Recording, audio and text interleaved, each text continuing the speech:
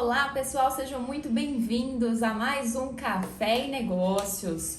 No dia de hoje nós vamos para o episódio 4 da série Desafios na Liderança. Quem aí tá curtindo essa série? Quem aí tá gostando de todos esses artigos e conteúdos que nós estamos conversando todos os dias aqui às 7h47 da manhã? Se você tá curtindo, já deixa aquele like, comenta aqui de onde você está falando e principalmente já sai compartilhando para os seus melhores amigos que precisam se desenvolver em liderança. Combinado? Pessoal, então vamos lá. O que nós vamos falar hoje? Hoje, no episódio 4, nós falaremos sobre qual é o verdadeiro papel de um líder, qual o trabalho da liderança. Existem dois professores aqui deste artigo que eu li que me trouxe um grande ensinamento e que eu gostaria de transmitir a vocês. Esse ensinamento está em focar naquilo que verdadeiramente um líder deve fazer. Quando você está numa posição que, assim como eu, você é empresário, você tem que liderar o time, você tem que se policiar. Por quê? Se você não foi assertivo nas suas atividades, você acaba perdendo performance e resultado na sua equipe. Então, se você, assim como eu, passou por toda a trajetória, vendedor, depois coordenador, depois gerente e depois abriu a sua própria empresa, você vai entender o que eu estou falando. Então, pessoal, vamos para a prática. O que esse artigo ele fala? Ele fala sobre os nossos desafios adaptativos. Um líder, um empresário, ele precisa estar atento às mudanças que a empresa está seguindo, as mudanças, as tendências do negócio, como o mercado vem se comportando. Então, vou dar um exemplo para vocês. No ano de 2022, hein? No ano de 2022, houve no mercado de fertilizante uma alta de preços e eu estava posicionada, com fertilizantes biológicos. E essa foi a maior oportunidade para nós agregarmos valor no nosso produto naquele período. Então é importante que você entenda quais são os seus principais concorrentes, quais são os seus desafios adaptadores e o que você precisava, o que eu precisava naquela época para me manter estável neste mercado. Então eu precisei fazer uma análise. Se o preço do fertilizante está em alta, eu vou entrar com uma estratégia para combater e mostrar o valor do meu produto aproveitando essa alta do mercado. Então, o cliente, não é que ele vai te pagar qualquer preço, mas ele vai estar mais aberto a novas tecnologias. E não é à toa que o mercado de biológicos cresceu mais de 600% neste ano de 2022. Então, por isso que é importante. Porém, olha só como é importante você estar atento a esses desafios. No ano seguinte, houve a queda dos fertilizantes. Então, se você também não estiver preparado e achar que você vai surfar uma boa onda durante um bom período, você pode se frustrar. Então, na queda de fertilizantes, nós tivemos que mudar a estratégia. Esse, pessoal, é o principal papel da gestão dentro de uma empresa e principalmente do líder. O líder, ele dá a direção. Então, o que ele fala para o time? Time, nós vamos mudar e essa é a estratégia de abordagem. Essa aqui é a estratégia que vai ser posicionada nesse momento. E o mercado mudou, o seu time tem que mudar também, ok? E aí, o que esses dois professores de Harvard ele falam? Que existem, pessoal, 6 tipos, 6 princípios que eu listei aqui para a gente conversar. 6 princípios que faz a sua equipe viver esses desafios adaptativos contigo, tá? Então, vamos falar quais são esses 6 tópicos. Primeiro deles, pessoal, subir na arquibancada. Você, como gestor, precisa ser a cabeça desse negócio.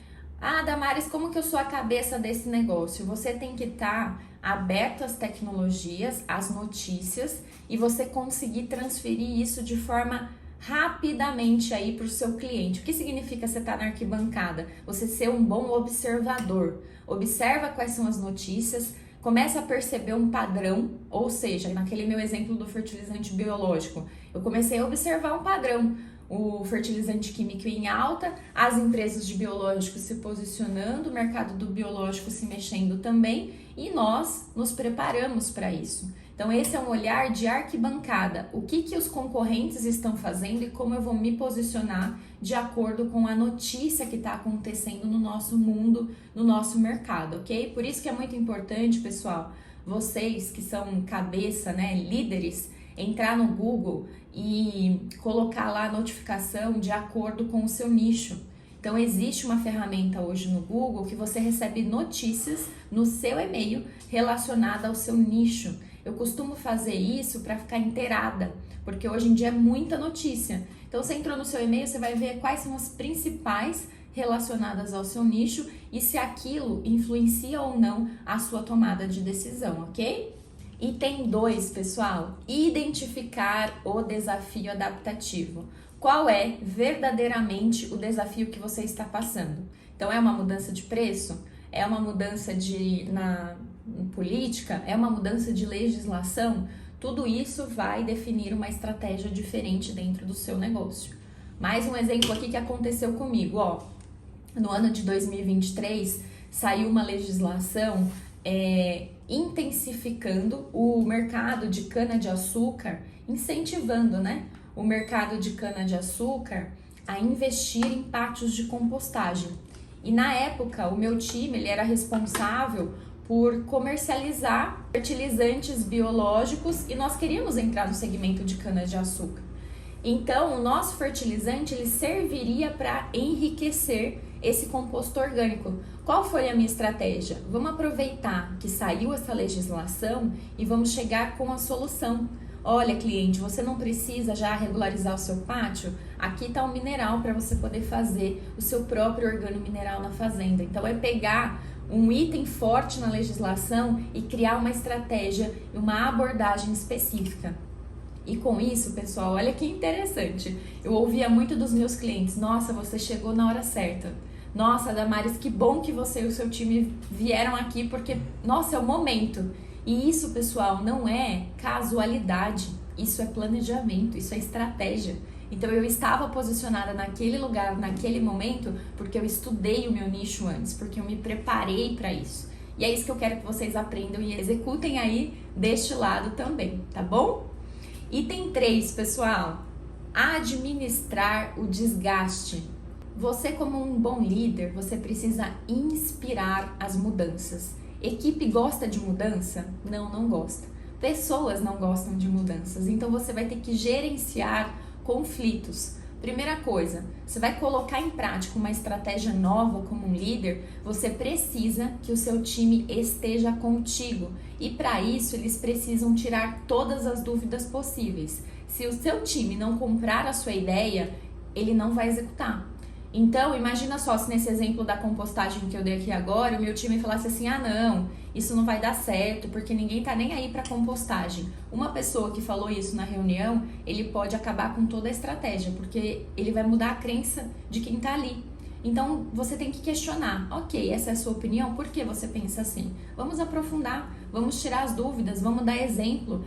Vai trabalhando isso. Se você sentir essa resistência, vá junto nas reuniões. Era isso que eu fazia. E nas reuniões, quando eu conduzia e a resposta do cliente era: nossa, que estratégia positiva e tudo mais, já virava a crença desse meu colaborador. E ele falava: realmente essa é a estratégia que funciona.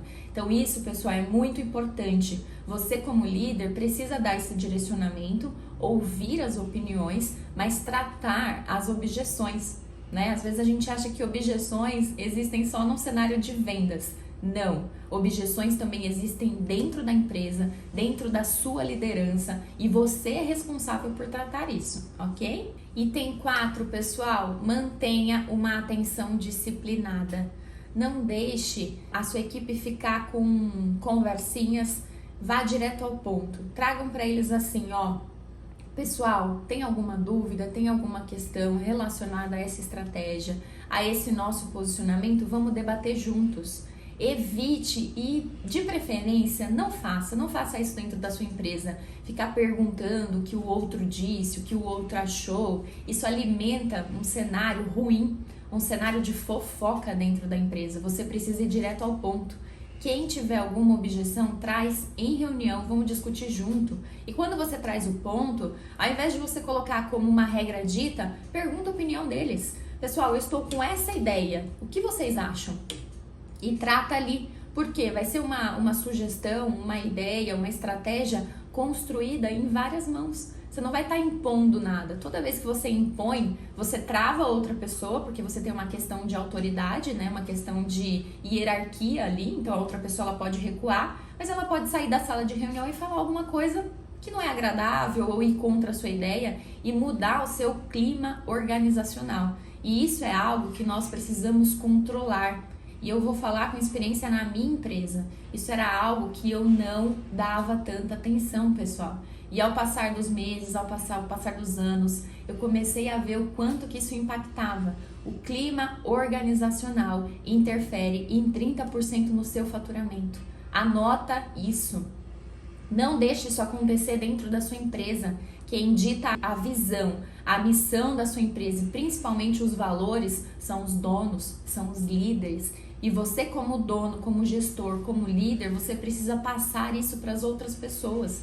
A gente vai falar ao longo dessa série algumas estratégias que melhoram esse clima organizacional. E tratar problemas de forma coletiva, trocar ideias, isso melhora o clima organizacional. E principalmente, não esquece, aumenta 30% o nível do seu faturamento, ok? Pessoal, se vocês estão gostando aí desse conteúdo, tá achando que faz sentido para o seu negócio, não esquece de curtir aqui esse vídeo, compartilha com amigos, comenta aí qual que é a sua opinião a respeito desses 4 itens e bora aí pro 5º e 6º item pra gente finalizar, tá bom? 5º item, pessoal, devolva o trabalho aos funcionários. Esse item aqui, pessoal, pra mim ele é o mais importante porque ele vai trabalhar a autoconfiança e a autorresponsabilidade. O que acontece, pessoal?